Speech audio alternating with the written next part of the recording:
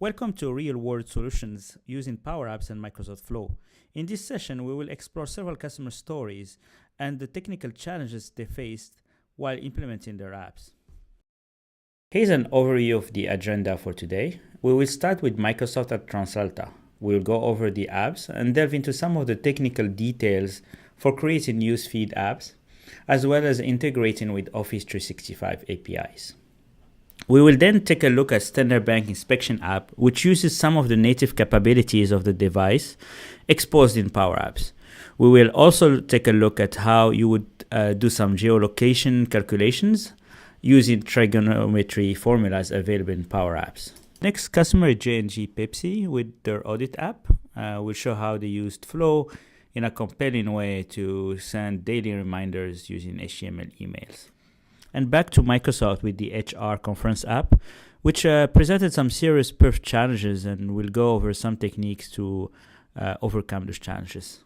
And finally, we'll talk about Metro Bank and show some of the cool features that are available in the portal, the PowerApps portal.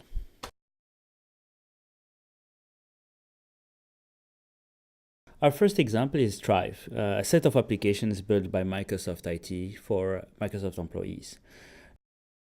Here's a quick look at the Thrive apps.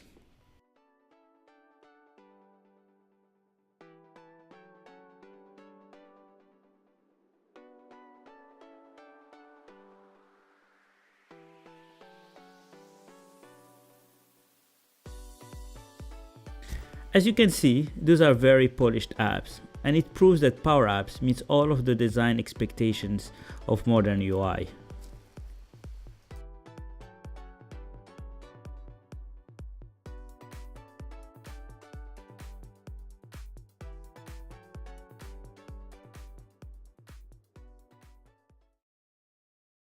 Our focus today is around the home feed app. A feed is really just a series of cards. And in this case, in the case of Thrive, the challenge was to use the native controls of PowerApps to display cards that are different in style and in functionality.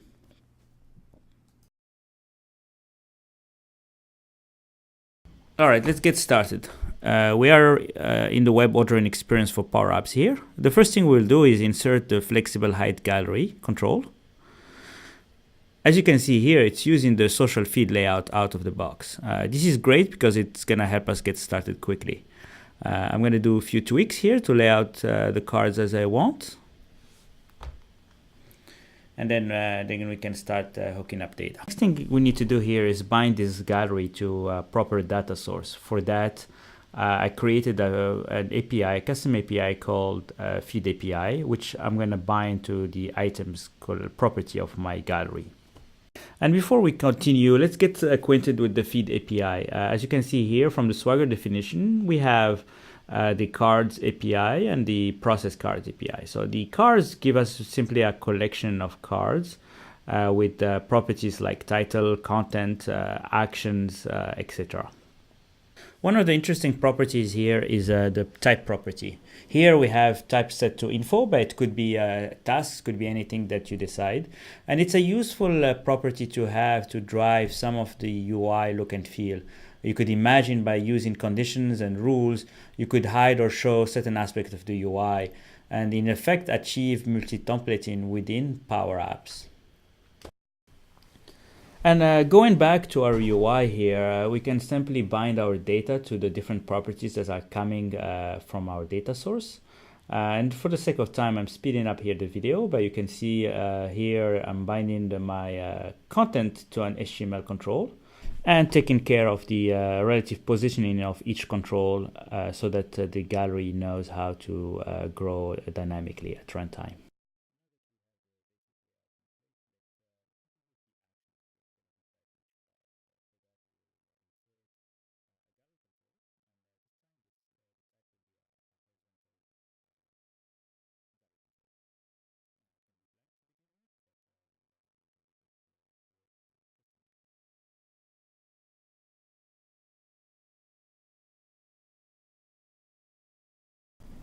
So we're gonna bind now this inner gallery into the to the action collection that we have within each card.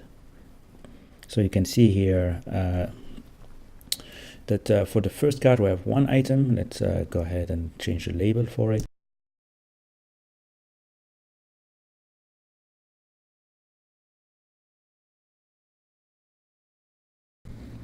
And let's switch back to the feed API, and then I want to take a closer look at the actions portion of the card. So as you can see, we have a label for each. So an action could have multiple actions such as OK, cancel, approve, reject, or a single action, like in this case with read more. We have this property here called style. This property is going to be used to drive the style of each action in my card. For that to work, what we need is really define a collection of styles. These styles can be embedded in the app or coming from a feed as well. Each style here has a name. It has a set of properties that's going to help us style our button. So let's real quick copy this collection into the onVisible property here of our first screen. This can be also on the onStart property. Next, let's start actually styling our buttons. We're just gonna do the fill color here, and a simple lookup here should do the trick here. So basically, what I'm doing here is I'm going to my style collection. I'm finding out whether there's a name that matches our style here as defined in my data. I'm taking the fill color property out of that collection. But then what I get back is a string, and we do need to convert that into an actual color, and for that we have this helper function called color value. So the background for the field is white, so let's move on to the actual color of the text. So for that we'll go to the color property and then do the same thing. So we'll copy paste that same function, but this time I'm interested in the actual color of the text. So as you can see here, the first card has a style of for the read me more, but then as we scroll, we see that other cards have different styles. And real quick, let's do a little bit of polish here.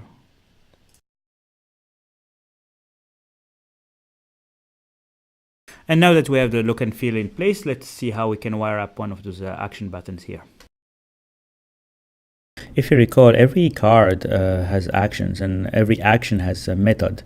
So I'm interested in looking at the name of a method and see, based on that, what kind of function I would call or what kind of operation I would execute. So as you can see here, I'm going to focus on the third card here, which is the time away card. I'm interested in actually launching that app. So for that, I need to pick up on the action name called link, and I need to grab one of the arguments being the URL of the app that I'm launching. Again, because this is PowerApps and the way the gallery control works, we are actually using the first item in our gallery as our template, but this action here, this onSelect, is only going to apply to cards that match this condition. So we're going to retrieve the URL right now. From the argument list, so we need to do a lookup and get the value of the URL. And let's wrap that into a launch function. This launch function will simply just open up the time away app in this particular case. So far, we really just linked one type of action card, but this really applies to every single action. We just need to add the if statement here that applies to the different type of action names, and then take the action that we want when that condition is correct. So in this particular example, we wired up the time away card. So if we click on let's use it, in theory, we should be able to navigate to the other app. So I'm in the studio here, so it prompts me for saving, but as you can see, once that's done, I should be taken to the time away app, as you can see here. And here's another example of a customer building a newsfeed app. They did this just under 7 days using SharePoint as their backend. They deployed this to over 2,500 employees over 4 countries.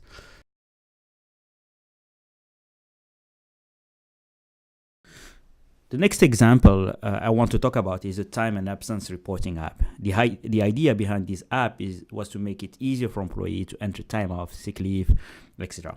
The current system, not known as Tar, that this app is replacing, is really outdated and does not come near the experience that this app offers.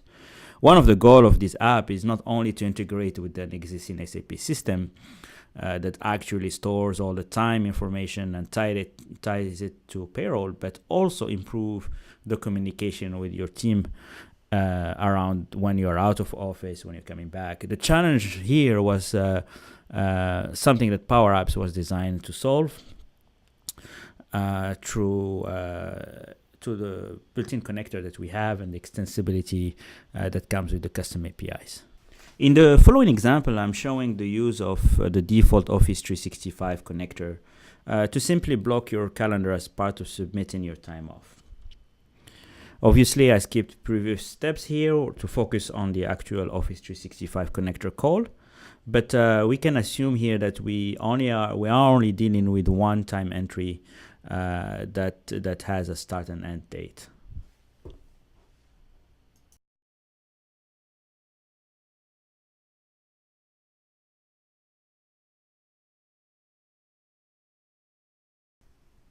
As you can see, I'm using the calendar post item function, supplying it with the calendar name I want to use, the end and start date of the time I want to block in my calendar, and a subject.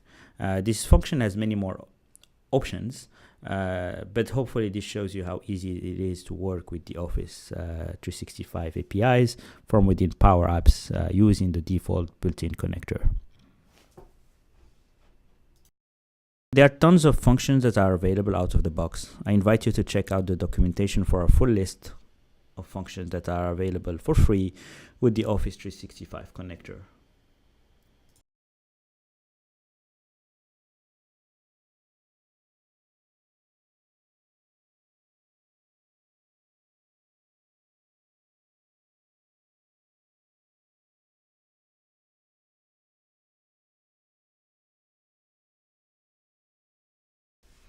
As you can see, it's an exhaustive list of functionality and hopefully should cover most of, if not all, your scenarios. If not, the good news is that with Power Apps, there are no cliffs. We can always create custom connectors. And in this case, we have a richer set of APIs through the Graph APIs that can cover advanced scenarios that are not possible out of the box with the default connector. So there were requirements specific to the time away app that were not possible to meet using the default connector. For example, we wanted to be able to see all of the list of all of the users that you interact with every day. We wanted to be able to block calendars, but also send notifications and invites to your teammate.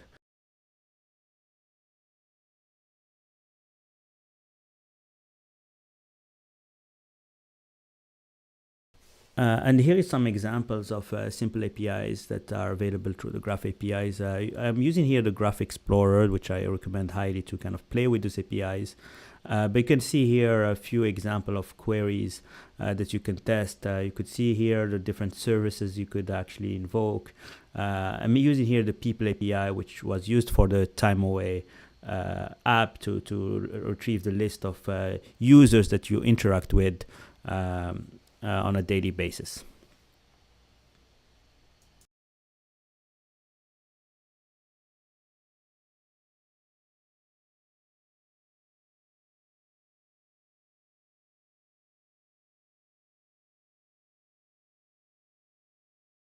You can see here the calendar APIs. Some offer the same functionality as the connector, but some are more advanced APIs that are not part of the connector.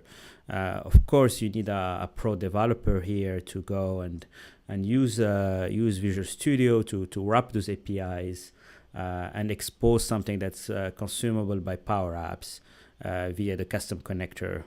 Anyway, this really illustrates the whole no-cliff concept.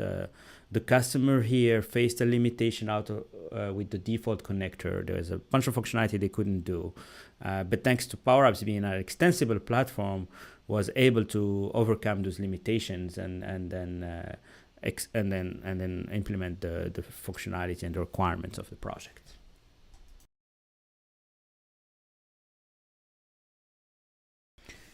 Our next example is Standard Bank. Standard Bank is the largest bank in Africa with a total asset of $143 billion and a market cap of $18 billion. Standard Bank built a center of excellence around PowerApps Flow and Power BI, and their goal was to empower business units within the bank to build apps using these technologies. Our example of such app is the ATM inspection app that we see here. And the reason I want to show this app is it's a really good example of a rich app built by a non-developer and uses only out-of-the-box functionality of PowerApps. The inspection app itself is built on SharePoint. It shows all of the bank the branches that are out there with an ATM to be inspected. It shows the ATMs near you. It allows you to pinpoint where they are on a map. It allows you to go and actually start working on an inspection, take notes, take screenshots, and finally save everything back into a SharePoint list. Before the app, the ATM inspections were done on a clipboard. The process itself was fragmented across various job functions. It could take up to 2 weeks for reports to be done. And really, there was no central place where all of those ATM issues were reported. So no intelligence could be built on. So the impact to business was huge. The app was built. Now, for the first time, we have data in one place. All of the processes are in one app, and obviously reports are much faster to be built. The app itself uses some native capabilities of the device. It uses the camera control. It uses GPS. And the use of GPS here is very interesting. They have this requirement of finding out the ATMs near me. Traditionally, you would use a web API for this, some sort of maybe SQL database that allow you to do things like geolocation. But here they went a different route. They used mathematical formulas on the client to compute the distance between your location and the location of the bank. And the formulas in questions are the Harvard-Sign formulas. They belong to the family of great circle distance formulas. And they allow you to compute, again, distance between 2 points in a sphere. To learn more about this, check out the link here. And here is a Java implementation of this formula. We're going to take this and then see how easily it is with PowerApps to implement the exact same function. And to see how the customer built this functionality of ATMs near me, I prepared here a simple example. It's a drop-down menu with a bunch of bank locations. I'm going to implement here the function that will compute the distance between the bank and my home, which is what you see here as my current location. Let's bring that Java implementation of the Harvard-Sign function and then see the equivalent in PowerApps. And here is an implementation in PowerApps of the Harvard-Sign formula.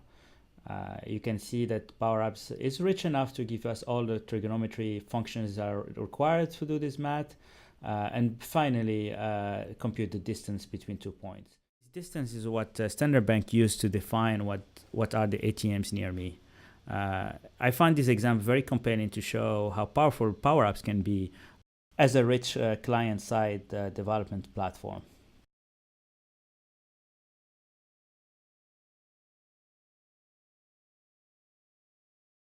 Our next customer story is the JG Pepsi company. It's a family-owned company. They bottle, sell, distribute, and market a line of Pepsi Cola products. They have 13 locations, and that serves over 470 refreshment options.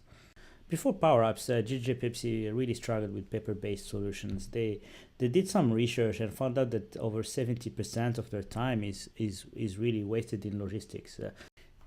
Things like waiting for emails, travel time, etc. So they brought in a consultant and strongly recommended using a low-code solution like PowerApps. So they gave it a try, and they saw a huge improvement in communication and worker efficiency. And they built numerous apps, and here's an example of a merchandise app that they used to request for more supplies, leave notes, etc. Today, we're gonna look at a store audit app that they built for their employees to easily access store displays, report issues, and get some notifications. Over time, this app is actually doing a lot more than just auditing. But here is a very simple example of a store manager entering a lobby and noticing that there is something that needs attention. So he's picking up some information about that particular display. We're gonna put real quick here the price that we have for the units. So this is in the lobby. The price is 2.5. The quantity is 1,000. But really, what's the problem here is that we are missing signage, and that can be a big problem for such a large display. So we're gonna turn on the salesman supervisor follow-up. We wanna kind of make sure that this gets taken care of, and I'm gonna put a due date of 9/28 here, or 29. So the folks at JJ Pepsi built a flow to send notifications. They did that immediately after submit, but also they wanted a recurrent flow that gets sent, notification gets sent to people that are due to do inspections on a particular day. In this example, we're gonna see how they achieved that. To do this, they used one of the three triggers you have with Flow, which is the schedule trigger, which allow you to send a notification on a regular basis on a certain frequency. So here I'm starting with a recurrence of once a day, and I can choose other options such as the time zone and maybe the particular time that I want this to activate. The next thing I'm gonna do is I'm gonna go and get my list of inspection from SharePoint list. So here's a simple example of what that SharePoint looks like list. So here you see the site name, the site location, an inspection date, some notes, and then a technician that is supposed to go and then maybe fix the issue. So I'm gonna copy paste that list here.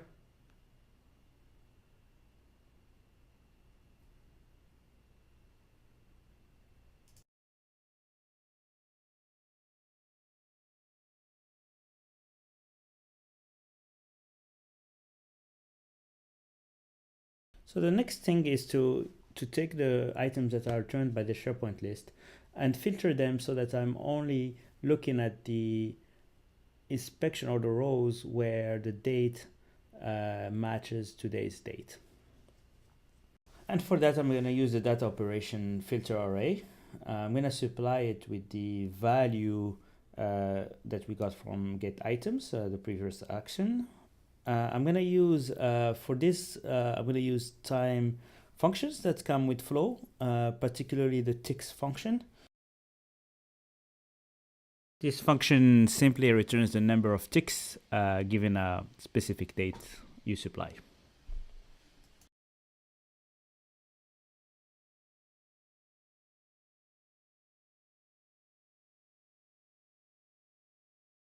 So we're gonna grab the date from the SharePoint list. So the name of the column in question here is inspection date.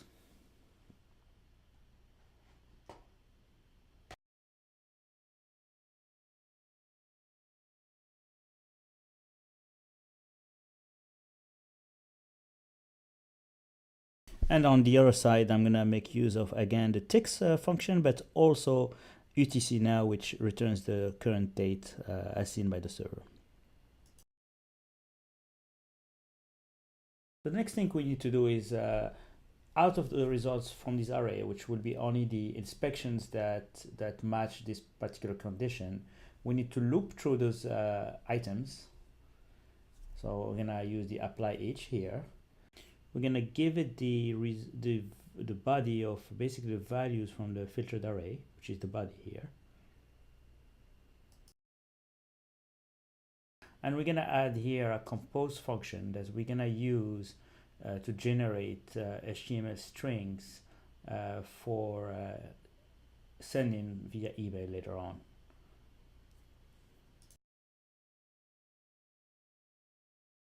The compose function will create an array composed of HTML strings.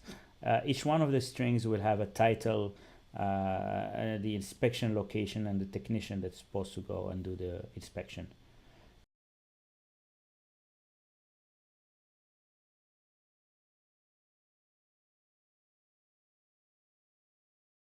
And finally, the next action here is to send an email, and we're going to use the output of the previous step to create the HTML that's going to be sent in this email.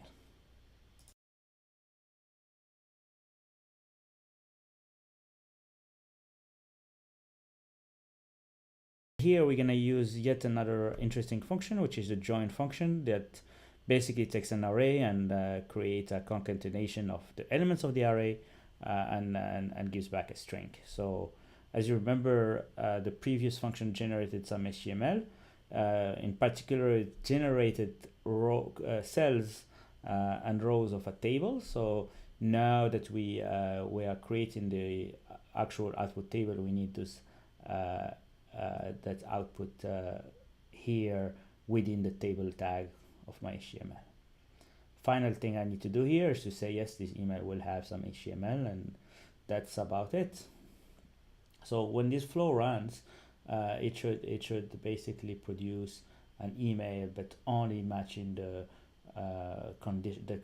exact condition of the date of the inspection date being today.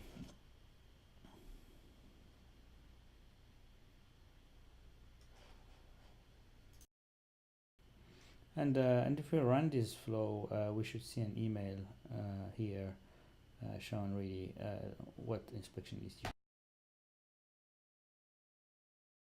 The cool thing here with flow is that you can go back and check at each stage what was the response that you got from each one of these actions. So here, for example, we're seeing the output from SharePoint. We see all of the list, the filtering shows again the response, the items that got filtered, and it's only going to be one item that matched that particular condition. And then finally, the compose, which you can see here, is simply a table, an HTML string that I'm going to use to create my table here. So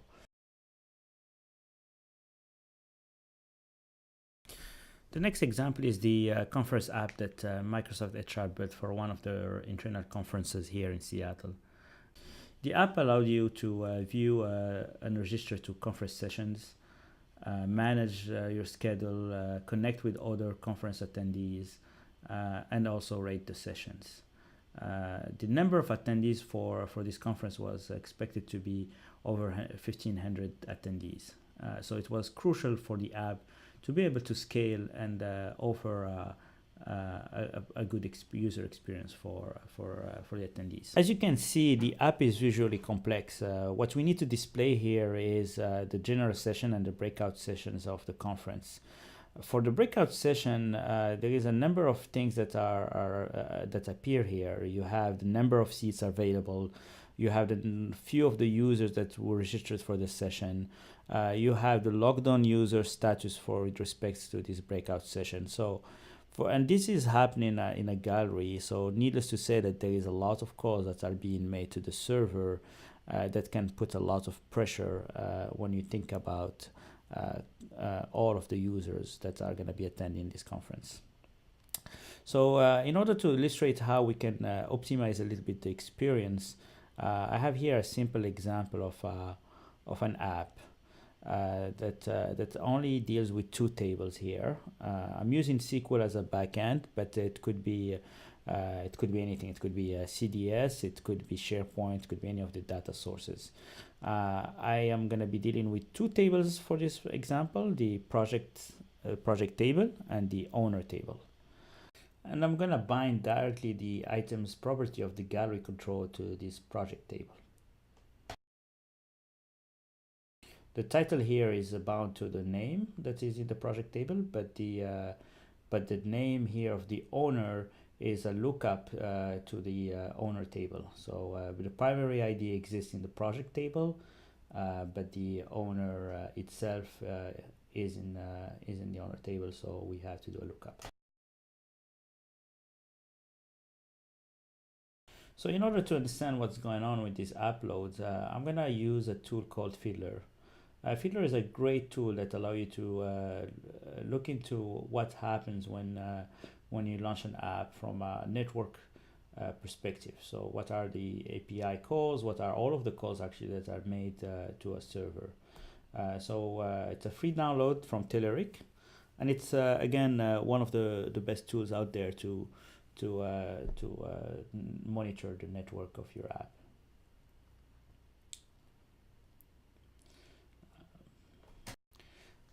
Fiddler allow you to look at every single call, look at the statistic of the call, look at the type of request that was made, how many bytes were received, how long it took to receive those bytes. Again, look at the JSON response of your of a call if it has a response. You really can analyze exactly what's going on when you call any backend. Fiddler would just work out of the box for the browser, but if you're using the Studio, the Authoring Studio that comes with Windows 10, then you do want to do this settings here. You also want to make sure that you allow for HTTPS decryption of the traffic. Once that's done, you can see the decrypted response from PowerApps.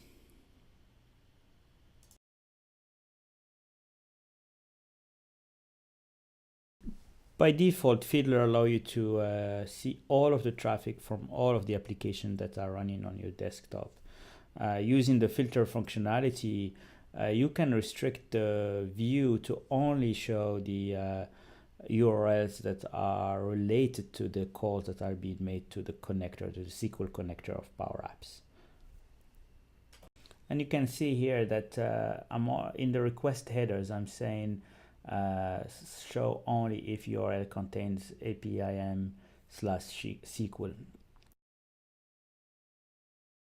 And now that we have basic understanding of Fiddler, let's reload this app and see what happens.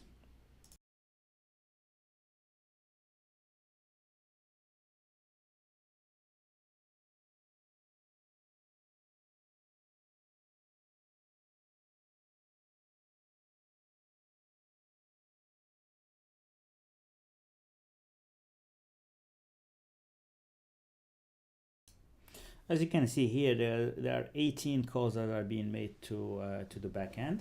The first call, as you can see here, is actually the projects table being loaded. So that's the entire gallery, or the top 100 items of the gallery, I would say.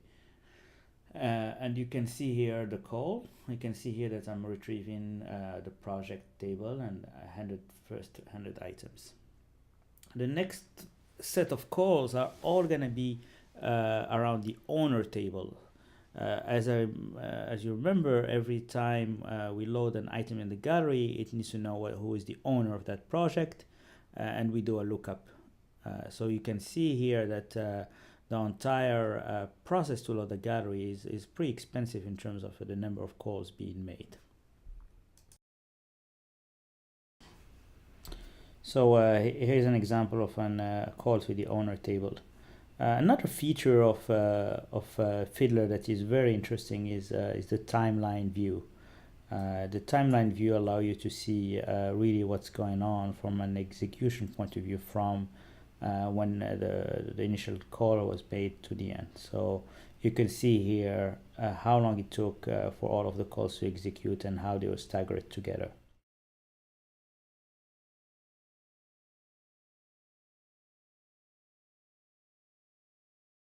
Looking at our example here, this is the number of bytes we received for all of the calls, and this is the duration it took for all of the calls to come back.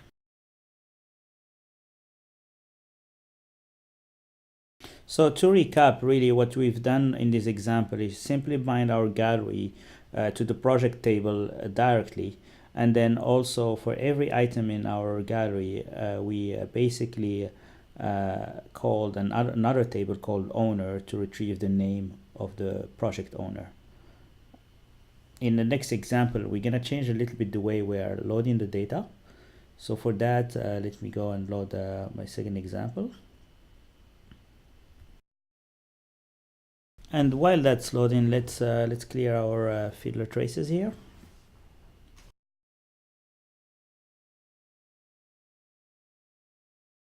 And while that's loading, let's take a look at the fiddler traces for this particular app.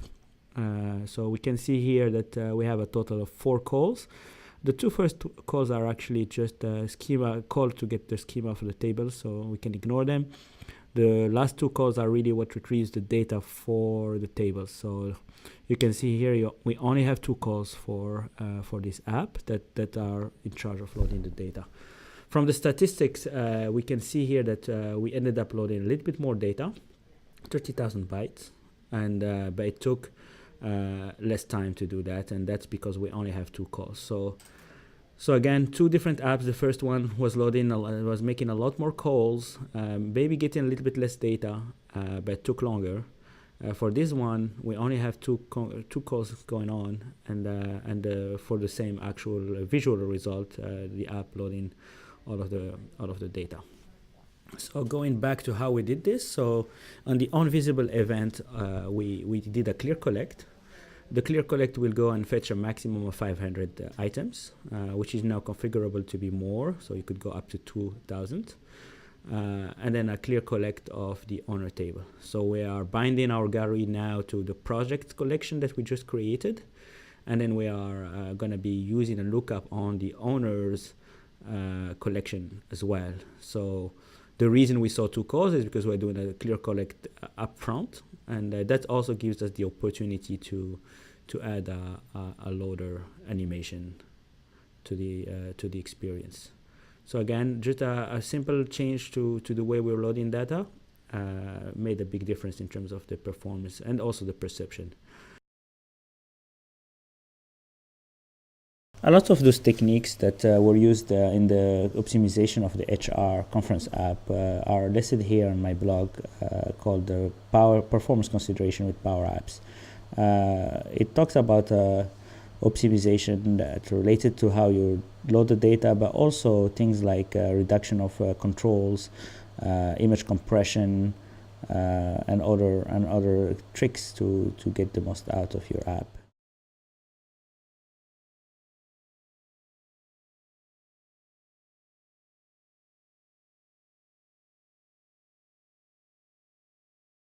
Metrobank is our last example here. Metrobank is a UK-based company launched in 2010.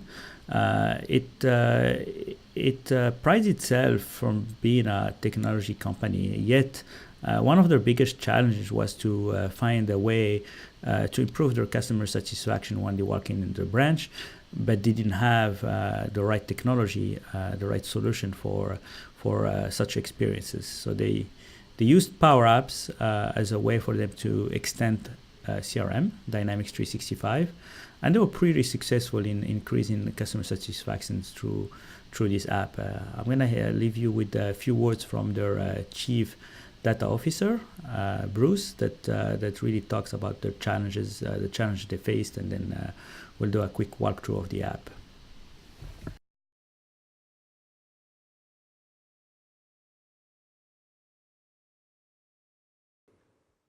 We're the first bank to open on the high street in the UK in over 150 years. Quite recently, we just opened our 1 millionth account, so we're growing pretty quickly. We use a lot of Microsoft technologies within Metro Bank. Part of the reason for that is because they connect really well together. Our first product that we used was Dynamics CRM. We've built probably in excess of 100 business processes in there.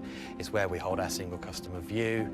And then we started to use Power BI to actually then build out business intelligence around what is it that our customers do. And then most recently, we started to use PowerApps. The ability to build an app within the space of a few days or a few weeks is just fantastic, and actually get it deployed out into our business is something that we've not seen before. The benefit we have by using both CRM and PowerApps together is that actually the data that we collect through the app gets stored back into CRM seamlessly. When we search for a customer in PowerApps, actually it brings back the photo that we store in Dynamics straight away, so you know it's that customer that you're talking to. We're a new business, we're a startup, and we need all the help we can get, and actually without Microsoft we wouldn't be anywhere near where we wanted to be today from a technology standpoint without their help, so it's been a great experience. Here's a quick look at the app that Metro Bank built. Meet and Greet app is meant for the bank to welcome their customers and set expectations in terms of the waiting time, and then match the customer to the appropriate banker depending on that particular customer. What we see here is a customer that just showed up into the bank. They want a safe deposit box, and the app simply matches that customer to a particular banker with the appropriate skills. Once the match is found, the app will provide an estimate of the time that the customer has to wait. So they can go on with their business outside, and they have a realistic time of when they expect an SMS to be sent, or an email for that matter. The app is able to do this by calling an Azure function that is able to look at their calendar, the banker's calendar, and figure out when their next availability will be. And finally, the app is able to integrate with other systems to send an SMS or an email to customers once they are ready to be seen. What I like about this story is that the customer was able to use their existing data in a very powerful way. They were able to go and extend the functionality of the app by using Azure functions. They leveraged existing connectors to talk to SMS systems, to talk to Outlook and send email notification to the customer. And as a result of these efforts, they were able to see clear customer satisfaction improvement in a very short period of time.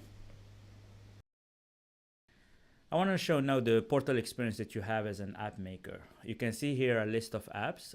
Those apps are contained within an environment. And environments in PowerApps are a new concept. You can think of environment as a space to store, manage your business data, apps, and flows. Also used as a container to separate between apps that might have different roles, security requirements, or target audience. So a large organization like Metro Bank will create different environments and apply a different set of rules and security requirements for each of the environment. Most often the dev environment is pretty open, and then as you go to the production environment, you would start restricting the permissions to only a few people. But the great thing about this is that you can create your app in a dev environment, have it validated in the testing environment, and before sending it to production environment. All of the apps will be talking to separate instances of your backend, whether that's SQL, CDS, or any of those data sources. And as you go between environments, you always can export your app and import, and that makes that transition between environments pretty smooth. So that's the approach of using multiple environments. You can also opt for a single environment approach where you work on your app, and then when you're ready, you can hit the publish button and distribute to your organization. So let's take a quick look at the sharing experience within the portal here. You can share here the app with your entire organization. You can share it with a single user or with a group. You can give an edit permission or a use permission, as you can see here. An email notification is sent out as soon as you share the app. That notification will provide all of the links necessary to load the app, whether on desktop or on mobile. The next feature here I want to talk about is versioning. You have the ability to go back to any version of the app that you previously saved. You can simply restore and publish. And finally, let's take a quick look at the Analytics tab. This is a great place for an app maker to see how the app is being used, who is using your app, the daily active users, all sorts of metrics related to your app from the user's perspective, but also from the performance perspective. I simply scratched the surface here. There's a lot more functionality that's available for you as an app maker. I strongly encourage you to check it out. So this concludes our session today. I hope you enjoyed it. My goal was to show real apps built by internal and external customers, but also delve into some of the technical details that went into building those apps.